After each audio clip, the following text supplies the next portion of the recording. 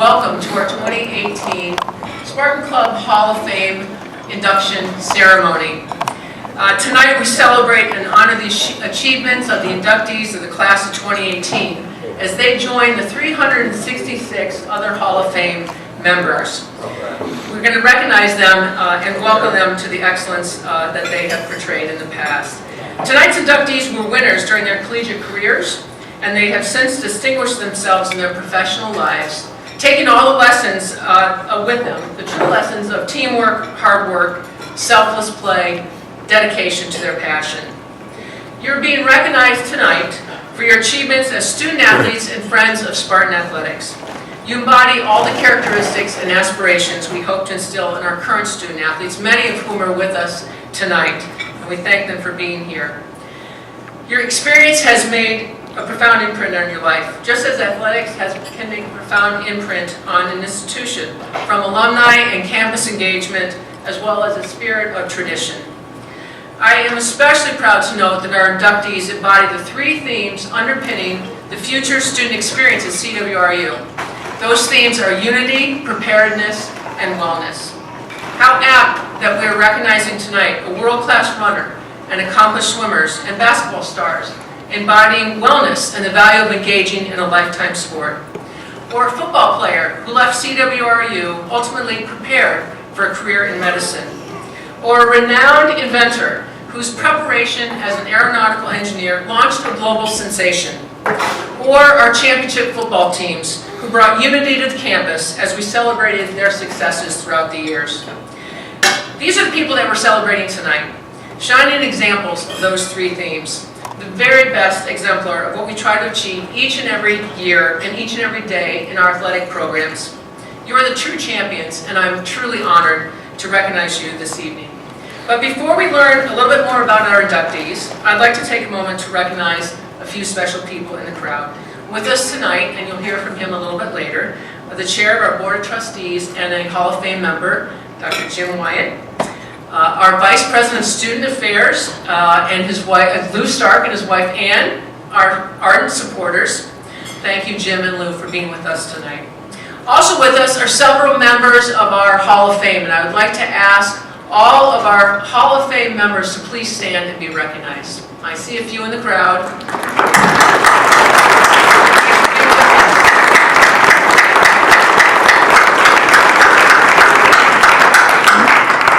A special thank you to the Alumni Association and the Case Alumni Association. Also to our MC, Ron Yance, who will be with us tonight, obviously emceeing our evening. I want to say thank you. Also a big thank you to our Hall of Fame committee, members of my department who put in tireless hours to make this evening special for all of us. And at this time, it's my pleasure to introduce Dr. Jim Wyatt, a chair of the Board of Trustees for the University. Welcome.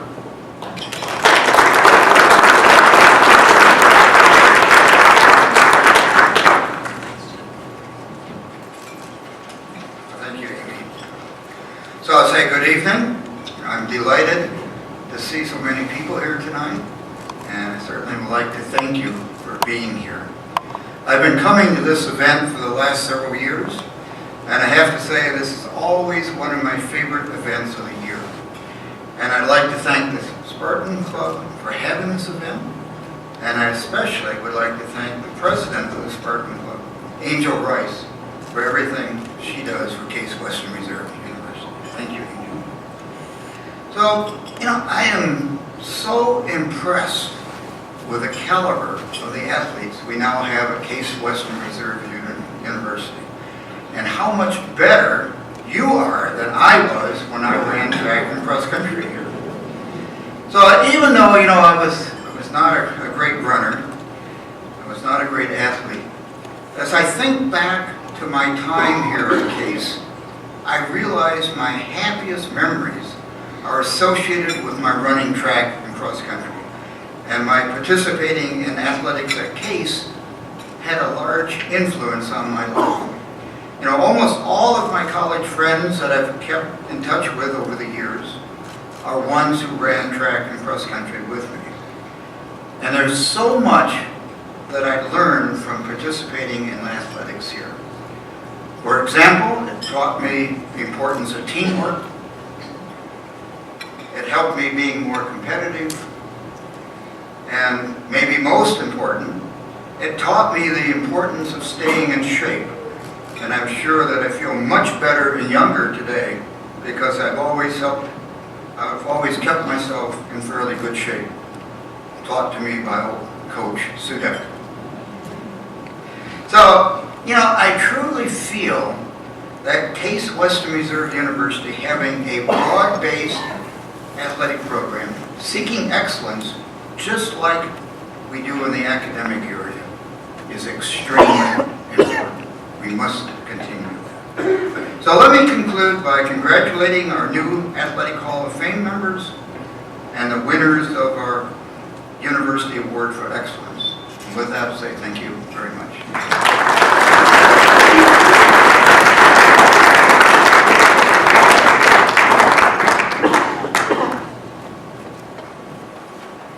Thank you, Jim. I hope everyone had a great afternoon watching the football game in the Wyant Athletic Wellness Center. It's a terrific facility. Thank you again.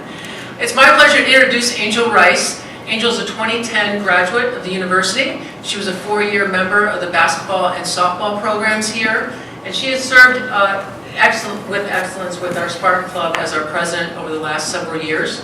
She's currently a tax manager at Cohen & Company downtown. Angel Rice. Thank you, Angel.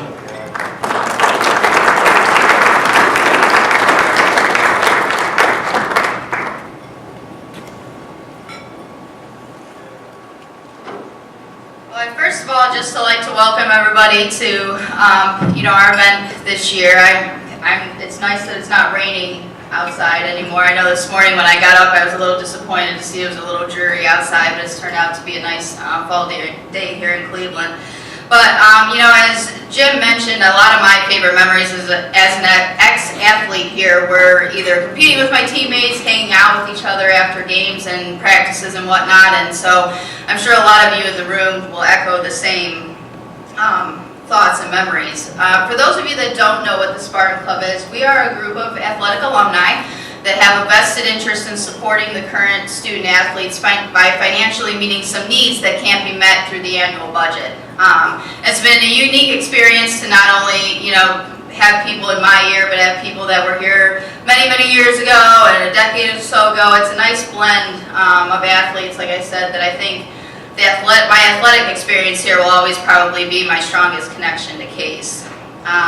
And this year's certainly no exception with our inductees. We have a lot of really amazing athletes. It's nice to have some names that even, I recognize from my time here and honoring our football team, which was a big deal, when I was here at Case. And so with that, I'd like just to go ahead and kick off the ceremonies and, we'll have Ron Yance go ahead and get it going.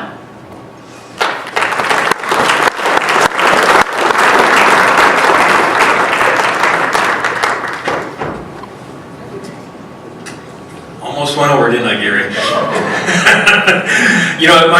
I'm shrinking in height, but my shoe size is getting bigger, so I'm not used to bigger shoes, so I trip like that. I'd like to thank Angel for the introduction. I'd like to thank Gary for years ago asking me to do this. And my connection to Case Western Reserve started almost 20 years ago now. My brother was the sports information director here, Craig, who many of you in the audience tonight had mistaken me for, because I shaved my head in March for the St. Baldrick's Foundation. Craig's been bald pretty much his entire life. He lost his hair when I think he was 6 or 8. He burned it in kids playing with matches. I'm joking about that, Craig. But when you see Craig, say you met his younger brother, because I'm 6 years older, but I like to bust his chops. I did play-by-play for Case's men's and women's basketball here for years. I still do. It's nice to see Coach McGinnis tonight. Nice to see Coach Reimer, Angel, the former player. So it's always my pleasure to be here. Jim, you mentioned Coach Sudak. And years ago in a former life, I was a sports reporter here in Cleveland at Channel 3, and I came out to do a story on Coach Sudak. And one of the questions I asked him about, is what are you proud of? And he said, I don't coach many men who go on to be professional athletes, but I do coach men who go on to be CEOs and presidents and doctors and entrepreneurs. And I think you see that in the audience tonight with the honorees that we will be recognizing tonight. I was talking to Santo Maimone a little bit earlier, and he's a doctor in Florida. And, so I think that Case does a great job of, taking people who love education, pursue knowledge and making them into difference makers in the world that we live in. So, congratulations to Case Western Reserve for doing something that Coach Sudik said has been happening for a very, very long time. We're going to get tonight going. I know it's been a long weekend for you, a big day today, lots of activity. Coach Debs, congratulations on your win today. Guys are having another great season, and they've got a lot of former teammates here tonight from great seasons from now it seems almost 11 years ago. It's been a long time. We've got Hall of Fame inductees to get to tonight. We're going to start with our very first one tonight, and that man is John Davin. John was a star basketball player and a star golfer for the Case Institute of Technology. He was a resident of Rocky River. He was the captain of the very first St. Edward High School basketball team to defeat St. Ignatius. And if you're an Eds or an Ignatius guy, you know how important that is. He was also a medalist on the golf team prior to attending CIT, where he studied engineering. While in college, he was one of the leading scorers on the basketball team. He earned 3 letters here, served as team captain for 2 years, and he claimed a pair of All-President's Athletic Conference honors. John Davin served in the Navy as a radar officer on the USS Constellation, and was inducted into the St. Edward Sports Hall of Fame in 1992, and tonight he is inducted into the Case Western Reserve University Hall of Fame. John Davin, and here tonight representing John are his family, Katie Davin Flynn and Mike Davin. If we could have Katie and Mike come on up to the podium.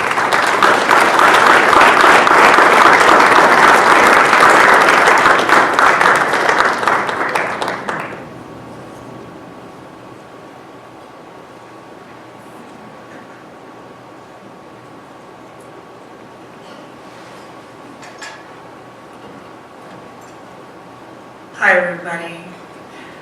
My big brother's gonna let me talk. I'm Katie, and that's my dad. And it's with great honor that I received this award for him. It would have been important to him, and it's important to me because I have a confession to make. He was my favorite parent. He really got me in a lot of ways. And so folks are measured by success in different ways. And you can be a CEO or a doctor or fill in the blank. But he was my dad. And he did a real good job of that for me. And he taught me how to tie my shoe. And I'm 50, so when he spanked me once, he said he was sorry. And when I wanted to play basketball, not because he suggested I play basketball, because, I'm a Title IX girl, and my gym teacher was like, you should play basketball, even though I'm short. He's like, okay. And even though he was an engineer, he poured the concrete and put the basketball hoop in the driveway, so I had somewhere to practice. And my brother's sport wasn't basketball, but my dad honored his sport, which is soccer, and became a referee in Pennsylvania, Western Pennsylvania, so that he could participate in my brother's sporting life. So these little examples give you maybe a window into the type of man my father was. And I love to hear stories about my dad because he died 20 years ago. And our Irish joke is that he died he did die on the 29th of February, so we only have to be sad every 4 years. But, I said he was my favorite, and I'm not lying. And I'm sad a lot every day. But this is good, and he made me who I am, and he influenced me in many ways, and I didn't always listen to his advice. Do as I say, Kate, not as I do. But he let me do it. He let me do it, and he was a humble dude, and he did not brag about all the stuff that he did, and I didn't know he was the captain of the team, and I didn't know he won the presidential awards, and I think that speaks highly of Case Western, the the values they instill in their sports members and players, and mostly in the kind of guy my dad was. Thank you.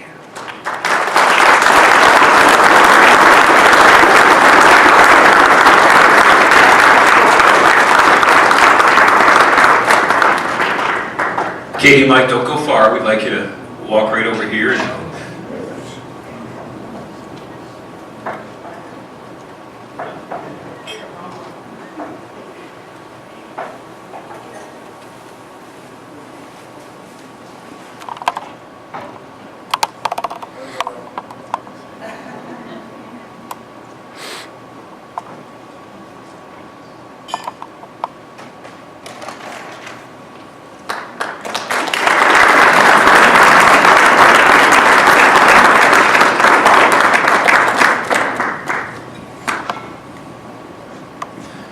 Katie, I have 3 daughters, 4 children, 3 of them are girls. I hope my girls will privately think that I'm their favorite parent, too.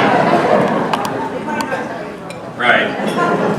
Well, 2 of them are teenage girls, so I know that their mother's not their favorite parent right now. If any of you have girls and you're a mom in the room, you know what that relationship's like.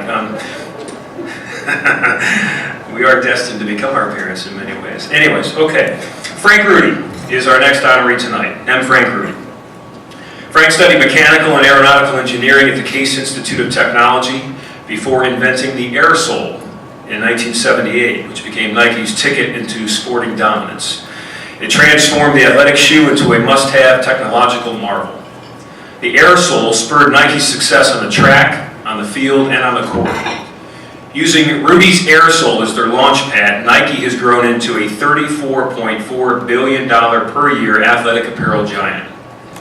In respect to Frank Rudy's impact on Case Western Reserve University and its athletics, in 1999, Frank and his wife Margaret donated $2 million to the Case School of Engineering, creating a chair named for the Rudy family. In 2014, after Frank's death, Margaret and the Rudy daughters, Kim McMahon, along with Nike, orchestrated a gift of $400,000 worth of uniforms and shoes to Case Western Reserve University athletics in Frank's name. In May of 2018, Kim donated $1.9 million to Case Athletics for the M. Frank Rudy and Margaret Rudy Athletic Endowment, which will purchase uniforms and shoes for all varsity athletes in perpetuity. The overall impact of Frank Rudy has had on the international sports world, as well as his alma mater here at Case Western Reserve University, is beyond compare. M. Frank Rudy.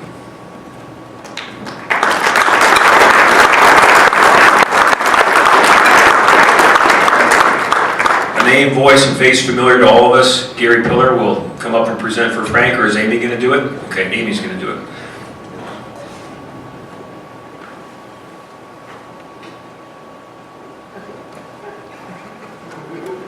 Well, the Rudy family could not be here tonight, so I am extremely honored to read their remarks for you tonight. And this is a wonderful story and a real insight into the development of the aerosol. So I hope you will enjoy these words from Kim McMahon. Many of you may not be aware of the fact that my parents were both born and raised in Cleveland. As a young child, I spent summer vacations in Fairview Park visiting my grandmother and listening to her and my parents tell fond family stories, many of which included my father's days at the Case Institute of Technology. My father studied mechanical and aeronautical engineering at the university, but was soon drafted into the Army. With his engineering background, we all found it interesting that the Army chose to put him into the medics. There he advanced to the rank of top non-commissioned medical and surgical officer. He survived the Battle of the Bulge, learned to speak fluent French and German, studied in a university abroad, then returned to Case to complete his engineering studies. He joined the Phi Kappa Tau fraternity and at some point started dating my mother. One memorable story my parents told was about what his fraternity brothers did when they found out that my parents had become engaged to be married. This was in the middle of the freezing winter, yet they stripped my father of his clothes, down to his underwear, and carried him high above their heads down the middle of the street to the nearby lake. It was covered with frozen ice. After a struggle, they threw him in, but he took 2 of his fraternity brothers with him. He and those brothers remained very close friends all of their lives. A little odd, but they did. I remember visiting with they and their families often. After my parents were married, career opportunities in aeronautical engineering took them to California. My father was a great thinker and a fountain of knowledge. He could answer almost any question. For example, why is the sky blue? But be prepared to listen to an hour-long lecture about light waves and gases in the atmosphere. By the way, this is a true story. He always made time to help me with my math and science homework. As a matter of fact, I had the best science project in elementary school. But he didn't just do the experiment for me, he made me learn it. I guess it worked out because years later, after he passed away, I was able to duplicate the experiment with my own daughter. She won first place at her elementary school science fair and won awards at other schools, working her way all the way up to winning an honorable mention at the Los Angeles County Science and Engineering Show. If any of you remember the television show MacGyver, that character would also describe my father. Whatever he was interested in or whatever problem he had to overcome, he was able to come up with ways to expand on it, improve it, or fix it. He was always very curious, exploring a wide variety of subjects over his lifetime. His time spent in the medics gave him great interest in medicine. Later in life, he explored what he called his engineering approach to medicine and was working with doctors at the Cleveland Clinic on various theories. He studied the universe and came up with a very interesting mathematical formula for life. And most of us have heard how my father's departure from his career in aeronautical engineering, coupled with his love for snow skiing and my mother's uncomfortable ski boots, led to the invention of a commercially successful inflatable ski boot that cushioned with air around the ankle and sides of the foot, and later, by putting air under the foot, he successfully worked with Nike to revolutionize the footwear industry. My father always said that coming up with an invention is 1% inspiration and 99% perspiration. This was true of the Nike Air Sole as well. Before even marketing the idea to shoe companies, he had to make functioning prototypes. He researched polymer films, welding techniques, and gases. In the beginning, he did not have expensive welding machines. This is a great part of the story. So he sat in a lawn chair by the side of our swimming pool, hand welding airbags with a magnifying glass and the power of the sun. Later he came up with a technique which allowed the initial welding process to begin using a handheld soldering tool. My mother and I could then sit at the kitchen table and help make the air soles. Our swimming pool became a testing ground with bunches of inflated air soles, like bunches of balloons weighted down by bricks and floating up in the bottom of the pool like giant masses of kelp floating up from the floor of the ocean. In our cabana were several machines my father built to mimic someone running on the air soles. They had counters on them to test how many impacts his various prototypes could withstand before the welds burst. I was on the high school tennis team at the time, and I too became a tester. My father would slip air soles in my shoes, and when I came home with blisters on my heels, he knew he put in too much air. Then, once he had solid prototypes, he had to market his idea to shoe companies. To begin, he researched companies with sales over a certain dollar amount. A top athletic shoe company in Europe popped up, but Nike did not because it was just a startup company at that time. He contacted that European company, and they flew him to France. They met over several days of wining and dining, and my father never mentioned that he spoke fluent French and German, yet they handed him a contract written in French. They started explaining it, but what he read in French and what little they were explaining in English made him feel that this was not a relationship he wanted to go forward with. So he called for the chauffeur and left for the airport. One very fortuitous thing happened, however, reviewing the contract. Some men in the back of the room were discussing in French that they were concerned about a new shoe company named Nike that was taking over their business in California. To make a long story short, there happened to be a shoe convention in Los Angeles, so the day after my father arrived home from France, he found the Nike booth at the convention, and they gave him Phil Knight's phone number. He called Phil from a payphone at the convention and arranged a meeting. My father took a pair of shoes in Phil's size up to the Oregon headquarters, and Phil went out for a run on the air soles. When he returned, he knew my father was on to something good, and the relationship began. My father then worked 24/7 for many years to set up manufacturing facilities, security procedures, and to train people in his trade secrets and knowledge. His interest in his invention propelled him to come up with variations and improvements on the Nike Air Sole. He never stopped working on it. His work was his hobby. My father's life experiences, his curiosity, perseverance, and his strong educational background from the Case Institute of Technology helped to make him the successful inventor that he was. Thank you for recognizing my father's impact on the international sports world, as well as his alma mater. He has always been very proud of his alma mater, and it is a tremendous honor for him to be inducted into the Spartan Club Hall of Fame. It is unfortunate that I cannot be with you to accept this plaque. I hope that sometime in the near future I can visit Case Western Reserve and see the Hall of Fame. Gary Pillar has worked tirelessly with myself and Nike to help coordinate the outfitting of the athletic teams, so it is a privilege to me to have him accept this award for me tonight. Thank you, Gary.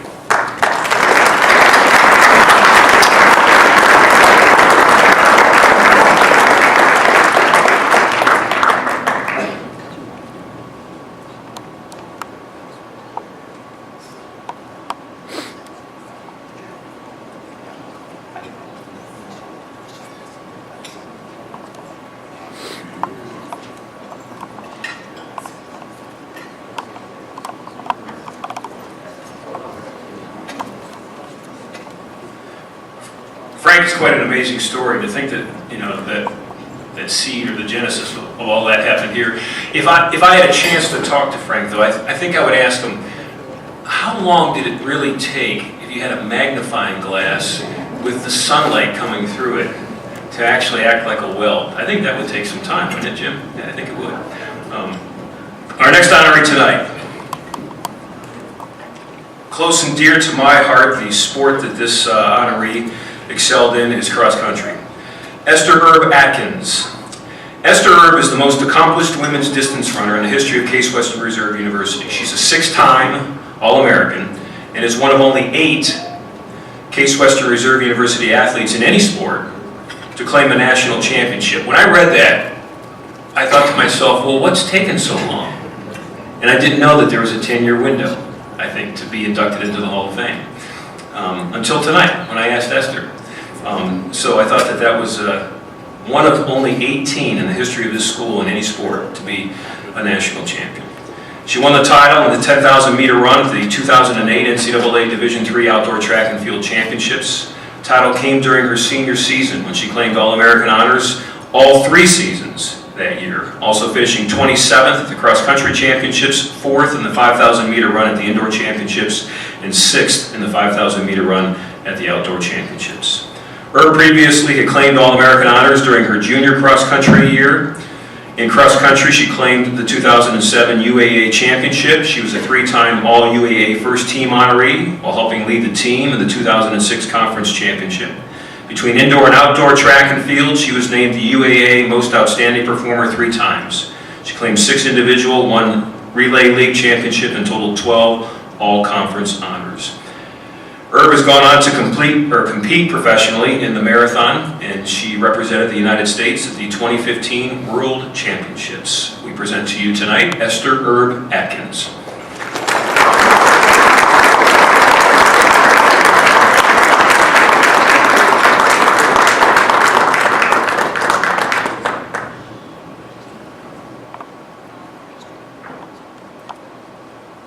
Thank you. This is such an honor.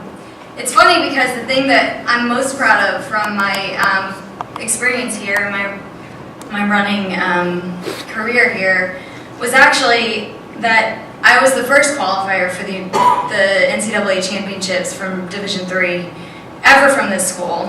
And the following year, and actually the following 4 years, so I qualified my sophomore year, and then the following 4 years, the entire team actually went. So my junior year, we were 10th, my senior year, we were 5th, and then I don't know what they did because I wasn't there. But that is actually the most, actually that's one of the biggest accomplishments that I have ever achieved in my life, was having that impact with Coach Lanise on that team. So obviously, in order to get here, I had to have a lot of support, a lot of talent, and work ethic. And luckily, I had my parents to give me all 3. Beyond that, though, I feel like there's definitely hidden hero, unsung hero in everybody's life in this room, and those are the people who called out the gold in each of us. And for me, the number one person who ever did that in my life was Coach Lanice. She actually found me during orientation.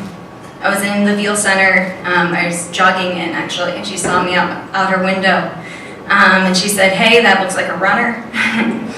Turns out she wasn't actually the first person in my life who had identified that, but it was definitely the most meaningful because she took me from being 21:49 in the 5K my freshman year. I'd never run cross country before, so I was 10th on the team.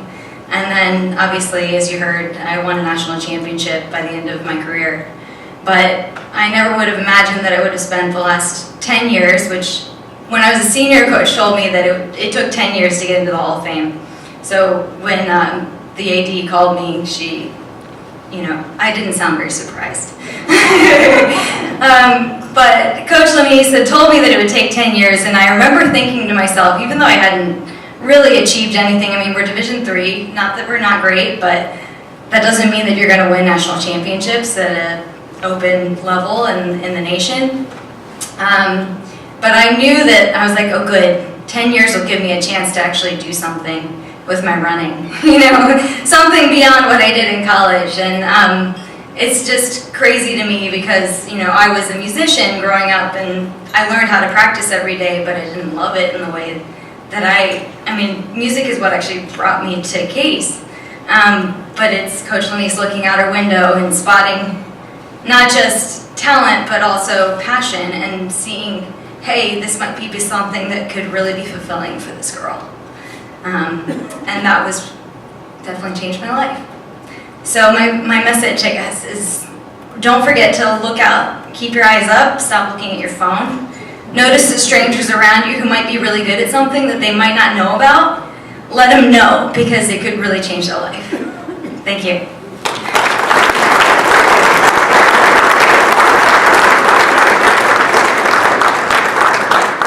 Presenting tonight will be Coach Lanice. Kathy, come on up.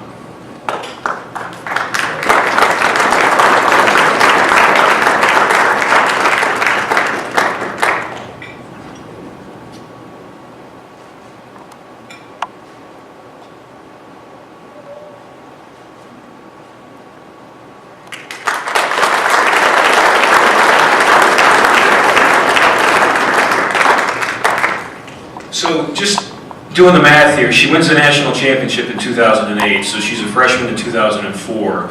Facebook wasn't around in 2004, correct?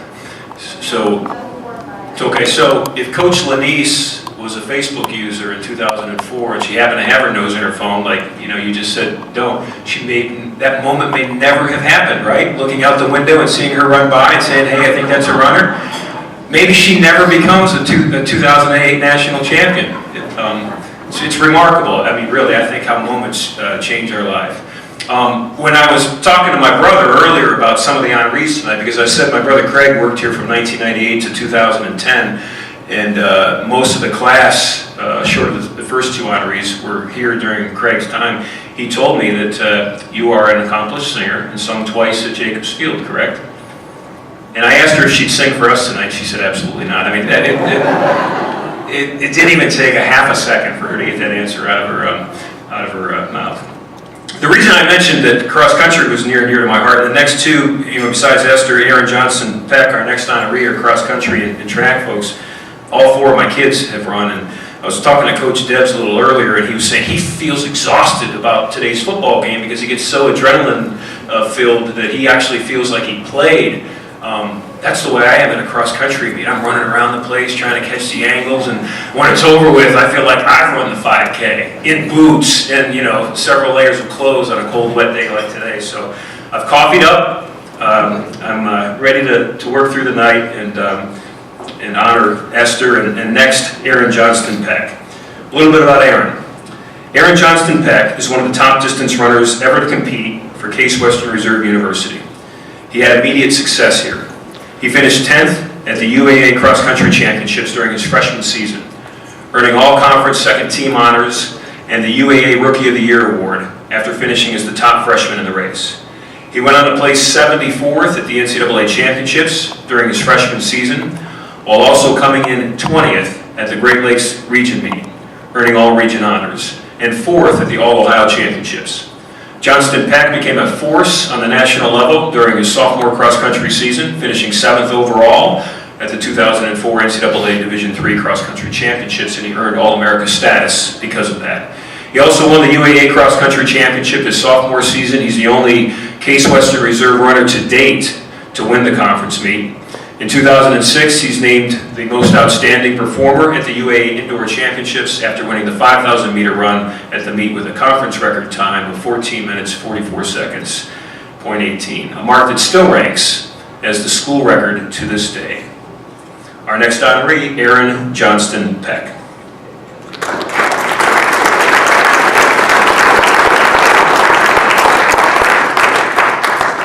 Aaron could not be here tonight. He will be presented by Amy.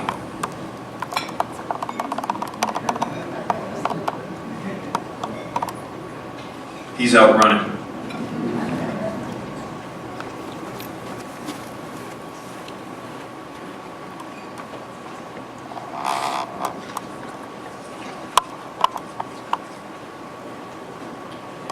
Our next honoree tonight, Santo Maimone. Santo was a star in the field. Go ahead, whistle loud. I heard a few whistles over here. A lot of football folks here tonight. We're going to hear a lot about that. Santo was a star in the field and in the classroom. He ranks as one of the most successful all-around student athletes in the history of this academic institution. The defensive back and the returner is just one of 4 players in program history to be named the UAA Special Teams Player of the Year, claiming that honor in 2005, averaging 25 yards per kick return, which was 6th in school history, 13 yards per punt return, which is 3rd in school history. At the UAA 30th anniversary team selection, he was selected. He claimed all conference defensive first team honors in both 2004 and in 2005. He's tied for 3rd in school history with 12 career interceptions, 5th with 31 passes defending, while registering 161 career tackles. I think he also, he put away, Coach Debs, he would put away the tackling dummies every night too after practice. He just pretty much did everything for the team, I think, those 2 years. Santo, a 2-time team captain, was one of 16 finalists from 3 NCAA divisions for the 2005 Dratty Trophy, which is known as the Academic Heisman. He actually went to New York City and was one of those finalists. He was the co-side Academic All-American First Team selection and a recipient of the prestigious NCAA Postgraduate Scholarship during his senior year. Santo Maimone, please welcome.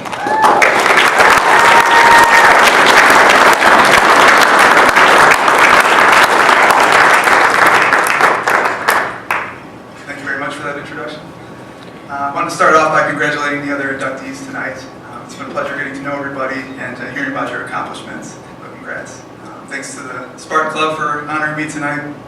Was not expecting this, but my family and I are very grateful to be here tonight, so thank you. It means the world to me. I grew up in East Lake, Ohio. It's about 20 minutes east of here. Had family that grew up in Little Italy, so this area is very, very important to me. But I always knew about the academics at Case. I always knew I had a chance of coming here. So when I knew I could come, play football, and potentially go to med school, it was kind of a no-brainer for me to come to Case. That being said, it wasn't the easy route. Any student athlete in here can tell you that it's a tough school for a student athlete. It wasn't the cheapest route either, but that's the kind of thing I like the most about Case. That I'll remember the most is that it pushed me on the field and in the classroom. It pushed me to my limits. It made me a better person. It made me tougher. It made me more competitive, and it kind of showed me my potential. So that's what I'll remember from Case. I'll always be a proud graduate, and I always like to see the school do well and have success and prosper. So it's great to see coming back here after so many years. While I'm here, I have to thank a few people in my life. The reason I stand here today is because I have a good support group that put me in a position to be successful. Top of that list are my parents, hardest working people I've ever met. Thank you guys.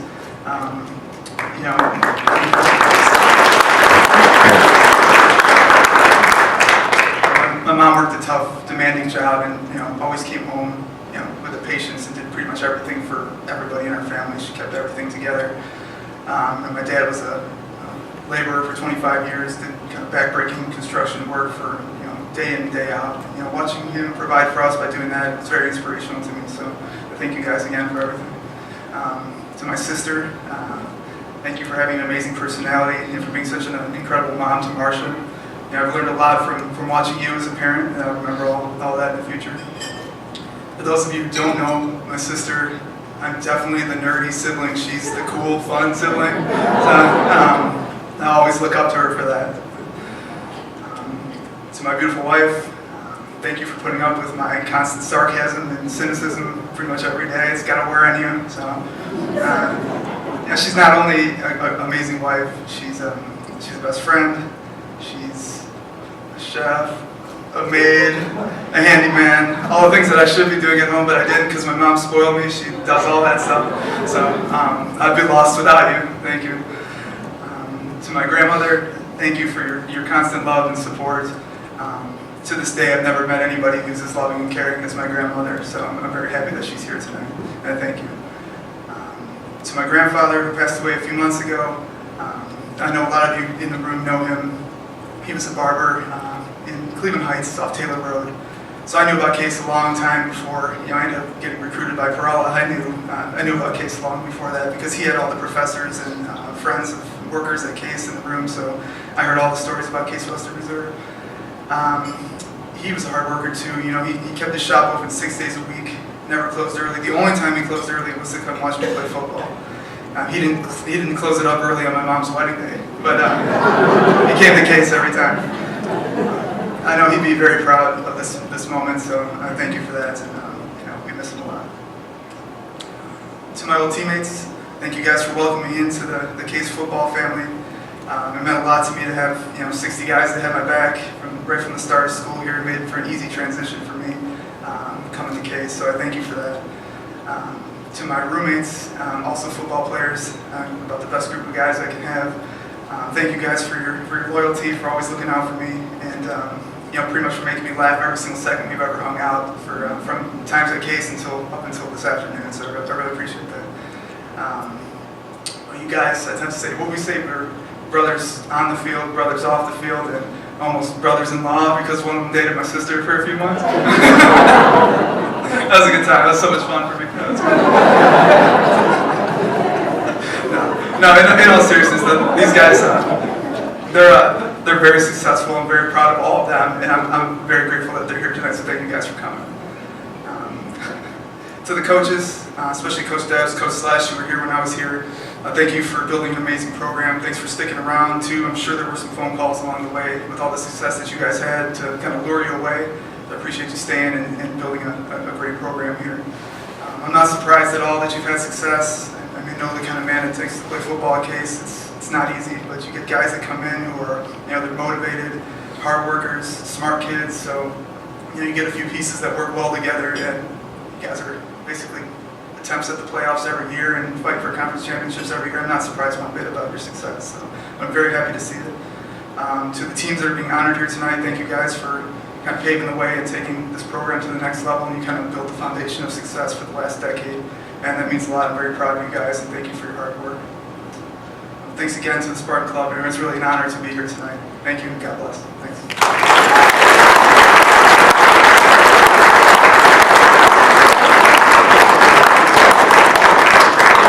Santo's mom, Diane, will come up and present him with his Hall of Fame plaque.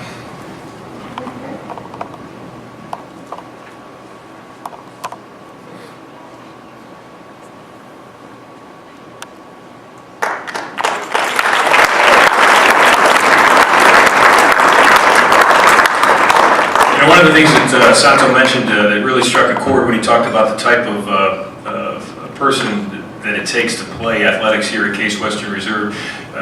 Being around the basketball programs as I have for several years now, you see, it may be Division III, I think as Esther, as you said, but they have a Division I commitment. They practice, they play, they are committed, and then they've got to go, study to be engineers and all those wonderful careers that the Case Western Reserve graduates go off and do. So the commitment level is intense, and I have always been impressed and great respect and honor for all that you guys do as student athletes, truly student first before athletes, and then to have the athletic success that you do is just the icing on the cake.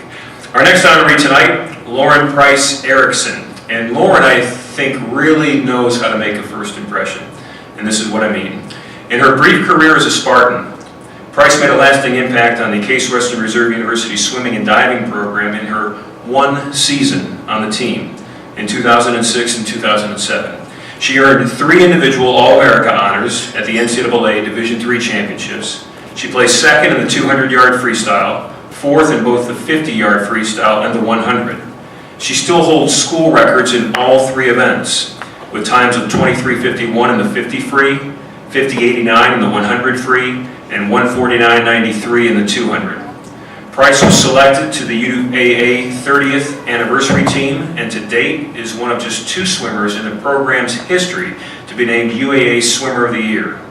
At the 2007 championship, she claimed conference titles in both the 100 and 200-yard freestyle, while earning all UAA honors with 3rd place finishes in the 500-yard freestyle and as part of the 200-yard freestyle relay. Lauren Preyss Erickson.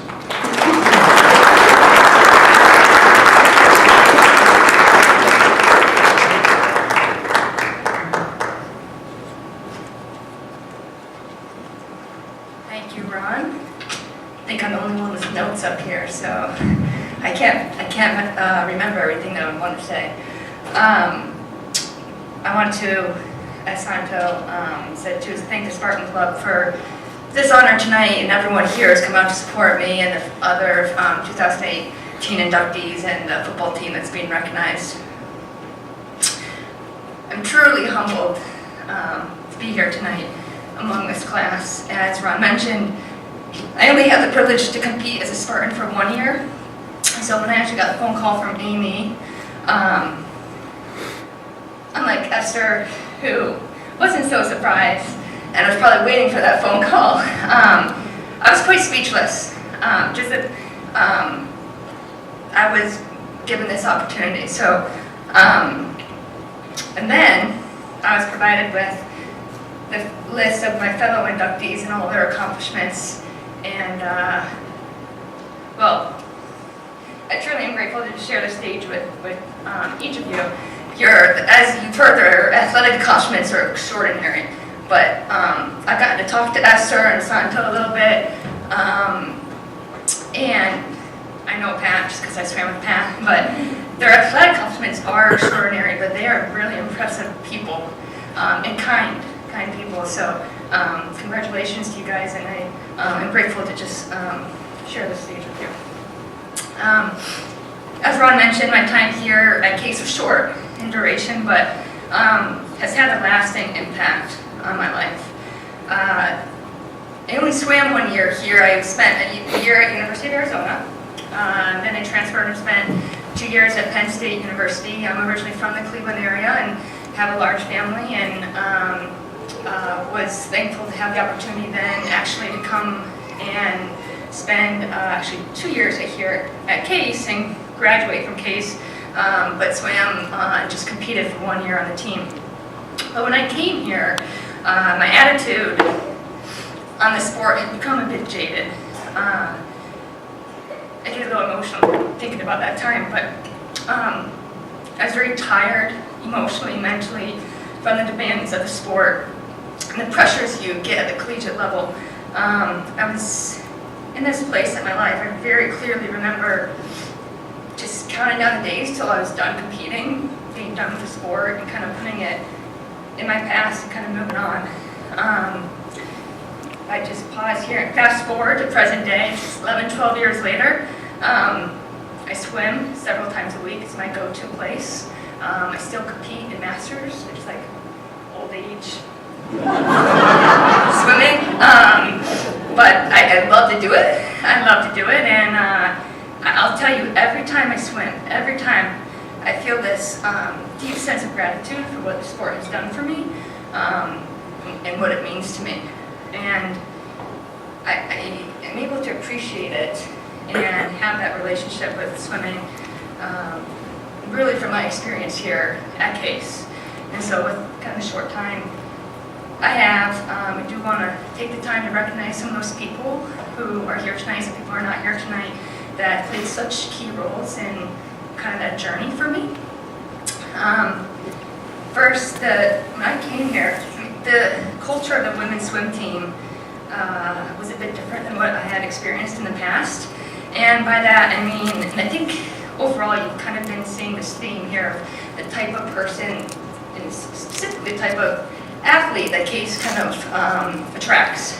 But with no athletic scholarships, people who compete here, so the swimmers who are here were doing it because they just enjoy to do it. They were willingly choosing to be there. And like Ron said, just because it's Division III didn't mean that there wasn't discipline and dedication. And you know, swimming, you swim in the morning, you swim in the afternoon, you're trying to go to all your classes in between. You have, you know, internships that people are revolving their practices around. But so when someone willingly is choosing to be a part of that team and put that effort in and swim and compete, the team, I came into this team that exuded just a sense of freedom that I hadn't really experienced really to that extent at my other collegiate kind of experiences. And the more time I spent around the team, the more my perspective on swimming started to transform a bit from one of, you know, this is an obligation I have to do, this is work, so to say, to, you know, this is an opportunity and a privilege really for me. And also, it's not easy to feel included as a transfer student. And the women's swim team were, gosh, it was just so easy to be a part of that team. Sarah Rubino's here. I actually had mentioned to my husband, if there's one person I'd love to see is Sarah Rubino. She was kind of, when I think of Case women's swimming, she's just a joy to be around. But you would have thought I'd been there, been part of the team all 4 years. The way she treated me, and the whole swim team, not just her, but she's here, so I'm pointing her out. And that really softened my heart and attitude a bit as it came. So, Case teammates, whether it's Pat, my husband John, Sarah, I have much to thank them for. My coaches, Frank and Chris, here. So, Frank was the assistant coach when I came on, and he's a unique character. He's someone who really challenged me to think outside the box when it came to swimming. His workouts were mentally challenging, something that I was not really used to. And he changed the way I'd been training for a long time. And that was exciting. It was exciting to kind of be learning new things in the pool, which at a time you thought you had kind of learned it all, and kind of challenge myself in different ways. And that helped. I remember looking forward to practices again and kind of being back in the pool. Frank's unable to be here tonight, but I have a lot to thank him for. Chris Conlon, who is here tonight, he's missing his son's senior homecoming dance tonight. So thank you for traveling, it really means a lot to me. He was the head coach while I was here, and he had a big role in kind of me redeveloping or rediscovering my love for swimming. The first time I just remember meeting him, the coach's office is kind of in the swimming pool. We were standing outside his office, and I walked away just thinking to myself, I don't think he cares how fast I am. And I just got this kind of sincere feeling that he cared more about who I was than the swimmer I was, which I didn't always know the difference between that at that time. And then, don't get me wrong, he was very hard on all the swimmers. He wanted us to swim fast. He had high expectations, and he worked us hard. But at the end of the day, we were really individuals and students, and 18 to 20-year-old young men and women in his eyes, not merely just swimmers who could win the UA championship for him or a conference or with the conference team. And so that realization for me that I was more than just what I could do for the team or the points I could score was freeing for me. It really lifted a weight off my shoulders to experience joy in swimming again. Sorry. I love swimming, so the thought that it ever could have been lost in my life is hard to imagine. But anyways, I'll compose myself. You know, as you've heard, Chris and I did enjoy some great swimming achievements in that one year, but even if I hadn't, then, you know, just rediscovering my love, being in the water is gift enough, so thank you for that. Lastly, although I have a large family, so this may take a while, but as so many people have pointed out, I mean, you can't, there's a village of people that go, are behind the scenes that help me be who I am today. So I wouldn't be here without my family, and maybe biased, but you know, I believe I'm blessed with the most incredible family here. My parents, my mom and dad, who have sacrificed so much for me growing up, so I could have the opportunity to just swim in college. You know, I've always appreciated what you've done for me, despite being a teenage daughter, which my mom can attest to that for sure. It's a rough couple of years there, but I've always appreciated the unconditional support until I became a parent myself. I don't think I truly comprehended the amount of true selflessness and love that went into just wanting the best for me and giving me the opportunities I could have to be successful. So thank you for that, but thank you also for, yes, the physical and the financial support, which is huge, but the emotional and spiritual support that, you know, I didn't even know I needed, but you guys provided for me. Any success I've had, any success I'm fortunate to have in the future is a direct reflection on my mom and dad, so thank you. To my siblings, Kate, Ben, Rachel, and Matt, I know you guys put up a lot with my swimming growing up. It's fun to joke about now, like how my swim meets were used as punishment for them, which is true, and if you've ever been to a swim meet, you know why. But yeah, if one of them got in trouble, they often were seen at one of my swim meets. But you guys too sacrificed a lot for my swimming, and you know, the older I get, the more I really have come to believe that you four have been my biggest fans. And my mom and dad may disagree, but you guys never missed a big meet despite the busyness of your own lives. The genuine excitement and pride you always had for me, the hugs you provided in the tough times and in the you know, very high points in my life in terms of swimming, are things I'll never forget. So I thank you guys for that. I want you guys to know that actually, when I think of my best swimming accomplishments and successes, I see your guys' faces. Mom and Dad may be upset about that, but I see you guys, I see your smiles, and remember your hugs. So thank you for being here tonight and for being there for my whole career. I have a big extended family, so I need to mention my sister-in-laws, brother-in-laws, grandmas, aunts, uncles, cousins. Cousin Ryan is actually part of the football team that's being recognized tonight. Niece Natalie, my whole extended family. I've had a village of people who have supported me throughout my entire life, and even though they're not here, I still need to acknowledge that they're a big part of my success, and so I've never taken that for granted. Truly, lastly, to my husband John, tonight, we met in the swim team. He was the captain of the men's swim team junior and senior year, dedicated his 4 years of his life to here at Case, to the swim team, and tonight is a night to celebrate athletic accomplishments, and you know more than anyone else how important swimming is to me. But if I never won a single race here, the decision to come to Case, for so many reasons, but obviously it led me to you, and so that would be the best decision still I've ever made in my life. If anyone knows John, he's an incredible man. he's an extraordinary man. You were my inspiration 12 years ago when I first met you and started getting to know you and everything that you do.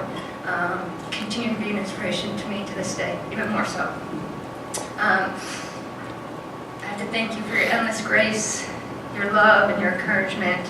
And thank you because he keeps me sane, keeps me humble, keeps me kind.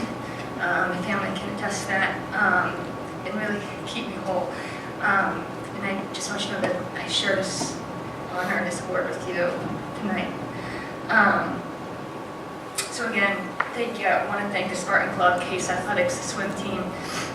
It's truly honored to be here tonight, and to Case Western Reserve University, just as an institution as a whole, as it has provided so much for me. I'm so grateful for the time I spent here, and just feel incredibly blessed. So, good night.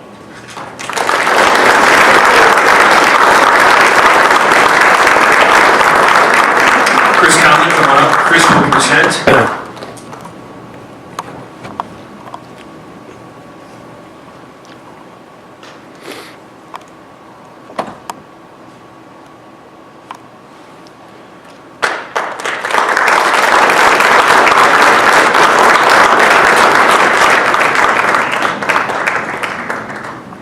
Lauren, before you sit down, I have two questions for you. When did you first swim? First time swimming in the pool? First time in the water? I haven't been on over and over again.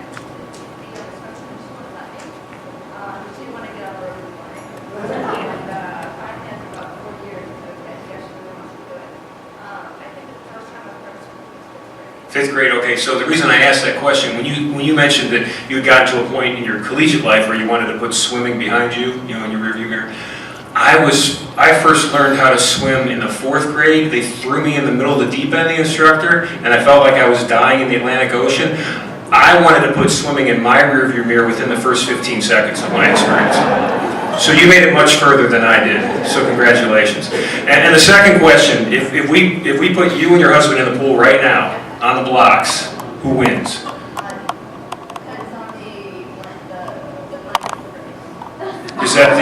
Is that the wife's answer to keep harmony in the house, or? Very true. That's true. He can't, anything over the 2 laps I got him, but he's last about. All right. Okay. Maybe it's a made-for-TV event. Our next honoree is also a swimmer, Pat Rodjom. Pat is the only Case Western Reserve University athlete in program history to be named UAA Men's Swimmer of the Year. He claimed that honor during his junior season in 2006 when he won conference titles in both the 100-yard breaststroke and the 200-yard breaststroke, while also swimming a leg on the Spartans' second-place 200-yard medley relay team at the meet. Rodjom went on to earn All-American honors with a 6th-place finish in the 100-yard breaststroke, with a 6th-place finish in the event at the 2006 NCAA Division III Championships. Over his career, Pat added All-America honorable mentions in the 200-yard breaststroke in 2004 and the 100-yard in 2007, and he won the 100-yard breaststroke at the UAA Championships 3 times, while totaling 9 All-UAA certificates. He's named to the COSIDA Academic All-America 3rd team in 2006, and his career best times of 56.55 in the 100-yard breaststroke and 205.21 in the 200-yard still rank today as the 2nd and 3rd best in school history, respectively. Pat Rodjom. Pat.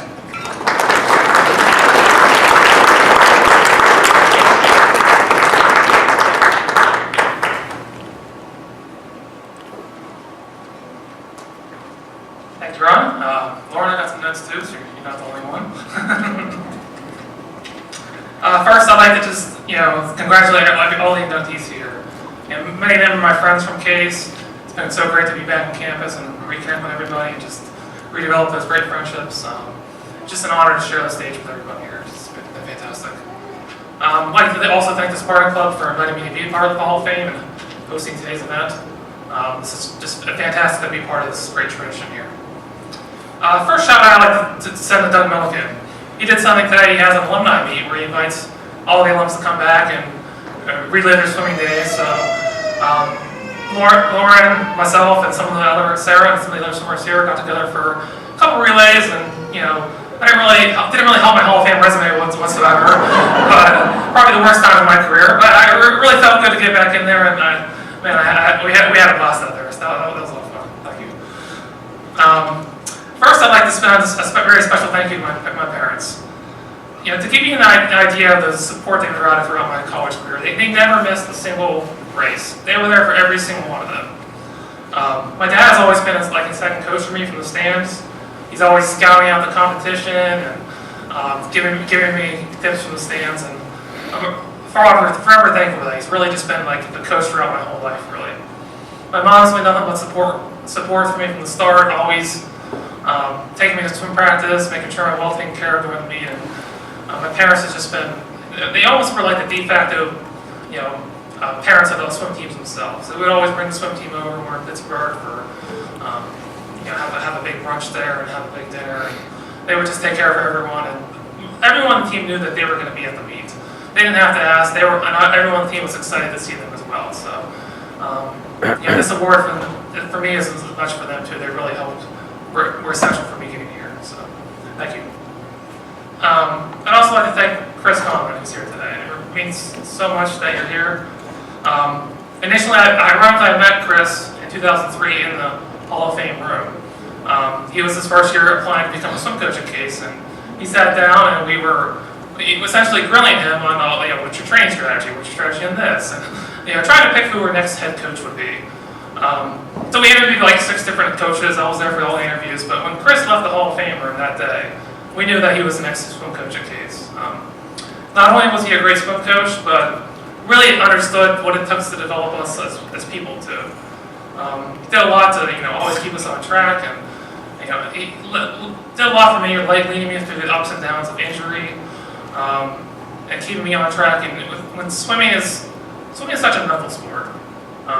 When you're training, staring at the black line for 4 hours a day, just training 20 hours a week, it's so important to be positive and create a fun environment and make sure that you're not just focusing on what's important in the pool. You're focusing on the big picture of life, and nobody got that right more than Chris. And so I feel very blessed that he was my Case swim coach. I'd also like to send another thank you to Frank Santo. He's not here tonight, but he was a very special off-season coach that I met late in my career. Did a lot to kind of help my stroke and really keep things fun for me late in my career. And he really did a lot to help develop my success, and some of the accomplishments I'm here today. To all my teammates, there are just too many to name one by one, but one thing that really stood about Case, it's like its own fraternity on the swim team. I didn't have a fraternity. I had a swim team themselves, and I'm sure it pretty much is the same way today. These are my best friends today, and we all keep in touch. And I just have some of the best friendships that anybody could ever ask for. It's the closest knit group probably on campus, and I'm forever thankful for that. And that this is it's just such a team sport that their support helped get me here today. Just shout out to my wife Kara and my little boy Charlie here. Just feel so blessed to have them in my life, and I couldn't imagine life without you. And finally, I'd just like to kind of conclude with a message and to all the current athletes that might be here. I was kind of trying to think what makes Case such a special place as far as athletic goes and academics. And it's one of the only places that gives you the opportunity to be elite at both. You can go to some Division I school, probably train more hours, spend more time focusing on swimming, but then the school stuff kind of takes a back seat, and you don't really quite get to do all the stuff you want to do. Or, a lot of our Division III competitors don't have nearly the academic standards that we have here at Case. I really feel like this is one of the few places in the nation that you can have the opportunity to really shine at both and go after both. And it's not going to be easy all the time. It never was. Again, your free time is pretty much non-existent. But I'm really thankful that I had that opportunity, and I picked Case for those reasons. So thank you very much, and I'm so glad to be here. And thank you.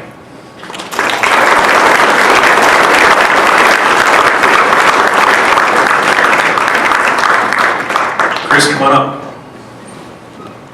Chris Conlon will again present, this time Pat.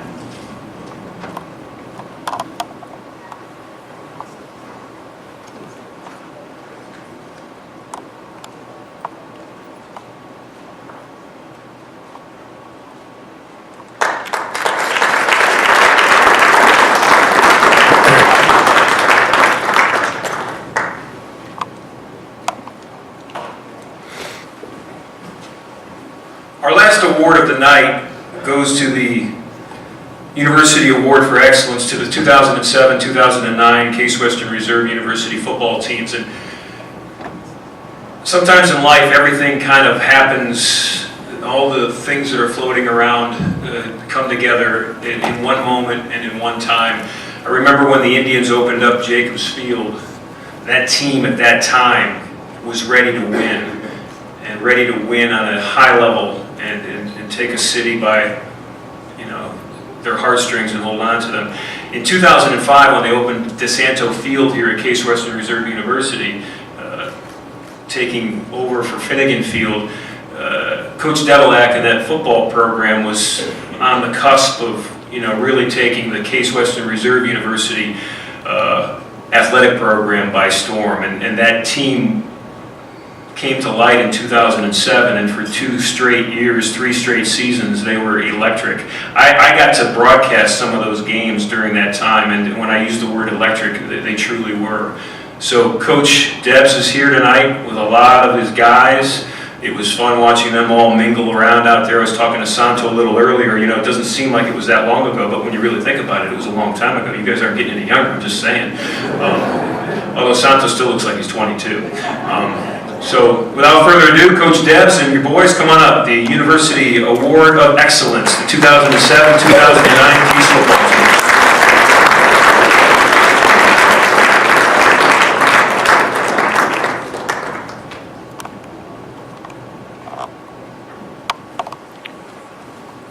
I will be brief because I believe Dan is speaking, Dan Whalen, and that's always a treat. He enjoys to speak. So I think the accomplishments speak for themselves. I'm really not going to go into records and wins, losses. I think the real story is the change of culture that this group helped to bring into Case Western Reserve athletics. When I first got the job, spring of 2004, I had a very respected coaching mentor that told me, Greg, stay there for a couple of years and get out. You'll never win. And in that lens, he was absolutely right, because there was a culture of losing here that is hard to grasp now with all the success. And I'm just not speaking of the football program, but all the programs athletically. But when I was hired in 2001 as assistant, they gave us a departmental handbook, and there was a stated goal in that handbook saying that the goal of every athletic team is to win 25% of their conference competitions. Setting the bar real high. We go 3-6 this year, and we've exceeded our expectations. That's tremendous. There was no wine center. The players had to make a 20-minute walk in the off season to do their workouts, and a lot of them chose not to do that. You just couldn't roll out of bed and be in the weight room in a minute, like at the wine center. There was no $1.9 million endowment for athletic shoes and jerseys that John Tiemeyer mentioned when we were hearing the just generous contributions of the Rudy family. He goes, Coach, remember the year we got jerseys and then the next year we got the new pants? And I'm like, John, thanks for bringing that up. That was a terrible memory that I never wanted to think of. And just the culture in general here was just, you're just not going to win. And it was more like intramural programs being run than varsity programs. Trying to be successful. And there were outliers, there were individuals that did very well, but the team sports were floundering, and for many, many years. So I think this group, along with, I don't want to just exclude other real good success stories, the 2006 men's soccer team that won the UAA and qualified for the playoffs, and Kathleen Neese's teams from 2006 and 2007 that just had great success. That along with our teams from those years kind of ushered in a new culture. And I remember specifically in 2007, Matt Englander was our first-year baseball coach. After seeing St. Deb's, you proved we could do it. And then since then, teams have just taken the ball and run. And I think we can compete across the board in all our sports with anybody in the country. So I think our 2007, 8, 9 teams played a big role in changing culture, and I think that is the hardest thing to do. I mean, look at the Browns. 18 years later, that culture looks like it's trying to change, but it is the toughest thing to do. And these guys came into a culture that was not great, and through their hard work, changed it into a winning culture. So congratulations, well-deserved honor, guys.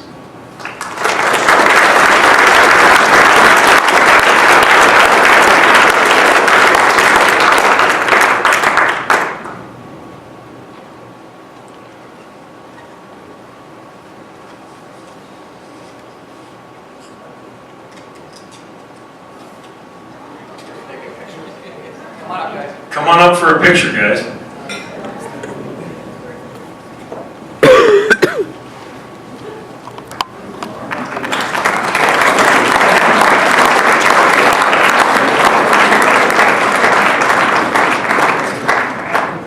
Would you like them on the stage? Would it be better for you? Yeah, come on up on the stage.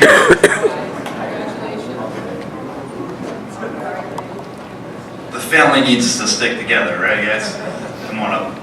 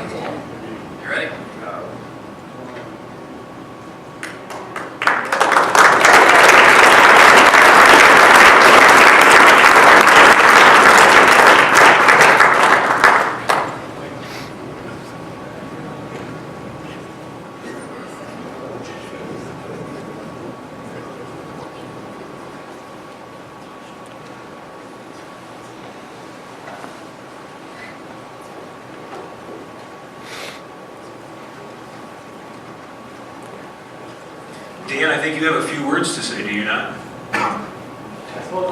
Yes.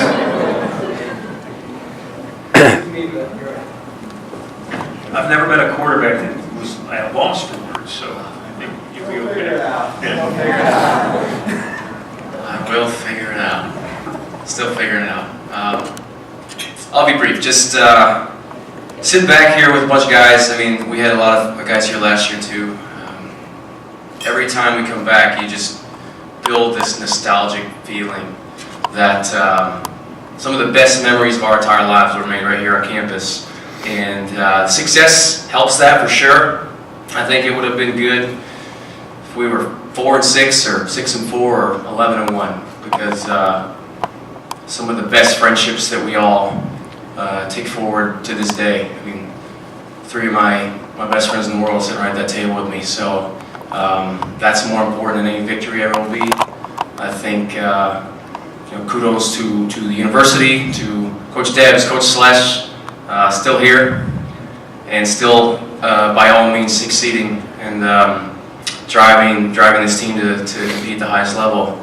It's really impressive, and you got yourself a quarterback this year that I think is going to light the world on fire, and he's going to break all the records. And to keep recruiting and to keep competing with teams year in and year out, when, as you said, the culture hasn't always supported that, I think is the tip of the cap. And to develop the young men that you have the way you have, it goes without saying that we owe a lot to you guys, and we may not show it to you, especially back on Saturdays in the fall.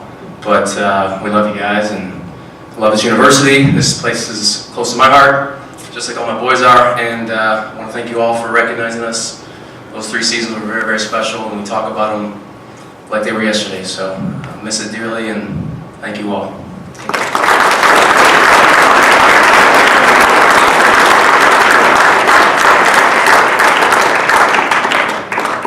wrapping up tonight, I think, one of the things that always, that I notice at something like this, and certainly noticed tonight, are the relationships that are formed. The father-daughter relationship between Katie and her dad, the magic that happened in that moment that Esther described with Coach Lanise looking out her window. I mean, nothing that's successful doesn't happen without some magical moment somewhere along the line. The coach's connection and the commitment that Chris had, obviously, with both Lauren and Pat, and then the family that Coach Debs mentioned and Dan mentioned, and then, of course, the family that Santo, Maimone, I think I should say Maimone, that great Irish family, right, Santo? The Irish family, yeah. I always like to tease the Italians about being Irish. Maybe one day I'll have cement tied to my ankle and I'll be in the Cuyahoga River. Maybe I shouldn't do that, but anyways, it was a great time tonight. Congratulations to all the honorees. Case Western Reserve University has a fond place in my heart as well. So have a great night, and go Browns, right? Go Browns tomorrow.